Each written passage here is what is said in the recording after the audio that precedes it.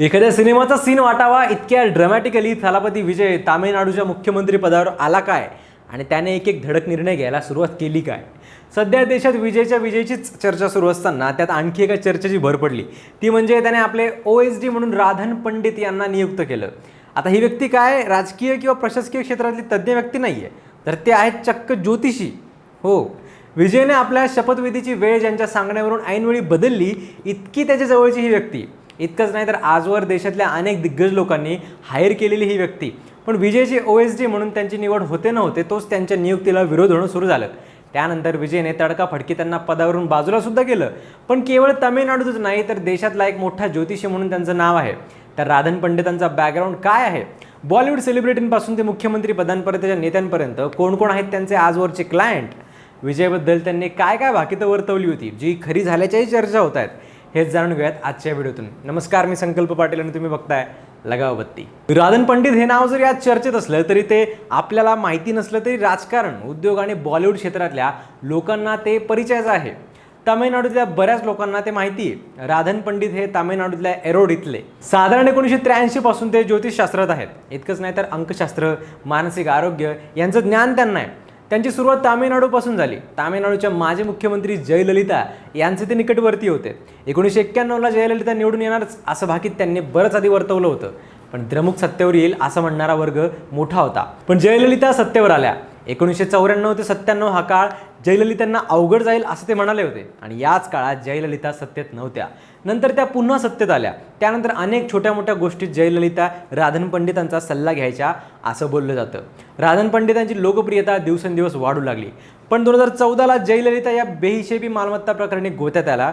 तेव्हा घाबरू नका, काय होणार नाही असं राधन पंडितांनीच त्यांनी सांगितलं होतं. पण झालं उलटं. जयललितांना तुरुंगात जावं लागलं. त्यानंतर जयललिता आणि त्यांचे संबंध ताणले गेले, ते त्यांच्यापासून दूर झाले. त्यानंतर ते सिंगापूरला गेले, तिकडून पुन्हा भारतात परतले आणि दिल्लीला आले. मधल्या काळात त्यांनी दिल्लीला जाऊन तिथले अनेक हाय प्रोफाईल क्लायंट जमवले. अनेकांना ते ज्योतिष सांगत, सल्ले देत. आपण तमिळ भाषिक असून उत्तर भारतात म्हणजेच हिंदी भाषेच्या प्रांतात आपण चांगला जम बसवलाय आपला, असं राधन पंडित वारंवार सांगायचे. कोण कोण होते त्यांचे क्लायंट? तर अभिनेत्री मनीषा कोइराला, रिझर्व्ह बँकेचे डेप्युटी गव्हर्नर जगदीश कपूर, जम्मू काश्मीरचे मुख्यमंत्री ओमर अब्दुल्ला यांच्या पत्नी पायल अब्दुल्ला, मुंबई हायकोर्टातील न्यायाधीश गिरीश गोखले असे अनेक. भाजपचे ज्येष्ठ नेते आणि माजी केंद्रीय गृहमंत्री लालकृष्ण अडवाणी यांच्याही आपण निकटवर्ती असल्याचं पंडित दावा करतात. तसंच देशातले सर्वच पक्षातील दिग्गज नेते हे आपल्याकडे येत असल्याचं ते म्हणतात. पंडित यांना मानणारे लोक भरपूर असून त्यांचा YouTube चॅनल सुद्धा चांगलाच प्रसिद्ध आहे. पण जोसेफ विजय आणि त्यांचा संपर्क आला तर 2024मध्ये, म्हणजे अवघ्या 2 वर्षांपूर्वी. असं म्हणतात की एका मोठ्या मध्यस्थाच्या माध्यमातून पंडित हे विजयशी जोडले गेले. विजयला निवडणुकीत सुनामी यश येणार असल्याचं पंडित यांनी सांगितलेलं. विजयची कुंडली ग्रेट असल्याचं आणि तो मुख्यमंत्री होणार असं भाकीत त्यांनी वर्तवलेलं. विजयला ते अगदी बारीक सारीक गोष्टींचा सल्ला द्यायचे. विजयच्या पक्षाचं नाव ठरवायला त्यांनी मदत केली होती, जे नाव अंकशास्त्रानुसार विजयच्या नावाशी जुळणारं होतं असं सांगितलं जातं. तसंच त्यांनी त्याच्या नावाचं आद्याक्षर असणाऱ्या V अक्षरापासून सुरू होणाऱ्या मतदारसंघातून निवडणूक लढवायला लावली होती. शेवटी या राधन पंडिताची भविष्यवाणी सगळी खरी ठरली आणि विजयच्या मनात त्यांचं स्थान उंचावलं. विजयला राज्यपालांनी सत्ता स्थापनेचं निमंत्रण दिलं. तेव्हा शपथविधीची वेळ ठरली होती 10 मेला दुपारी 3:45 वाजताची.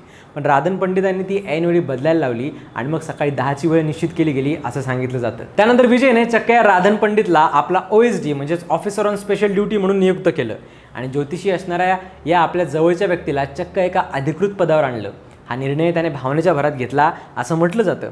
त्याला पक्षातून विरोध होऊ लागला. राजकारण, प्रशासन क्षेत्रातील ही व्यक्ती नाही. त्याचबरोबर तामिळनाडू हे पेरियार रामस्वामी यांच्या पुरोगामी विचारांचा वारसा असणारं राज्य आहे असा सूर यायला लागला आणि मग विजयने एक दिवस पूर्ण होत नाही तोच त्यांची नियुक्ती रद्द केली. आता ते विजयचे OSD राहिले नसले तरी या सगळ्या घडामोडीत पंडित चांगलेच फोकसमध्ये आले. पण या सगळ्या स्टोरीतून एक मात्र स्पष्ट होतं की राजकारणी असतील काय किंवा सेलिब्रिटी असतील काय, त्यांना आपल्या क्षेत्रातली अस्थिरता माहिती असते आणि म्हणूनच भविष्याचा वेध घेण्यासाठी ते अशा ज्योतिषांसमोर अगदी लोळण घालतात. पण खरंच अशा ज्योतिषांवर विश्वास ठेवून करिअरमध्ये स्थिरता मिळू शकते का? आणि अशा सल्ल्यांमधून त्या श्रीमंतांकडून हे ज्योतिषी किती पैसे कमवत असतील? काय वाटतं तुम्हाला? कमेंट्समध्ये नक्की सांगा आणि अशाच इंटरेस्टिंग माहितीसाठी फॉलो करा लगाव बत्ती.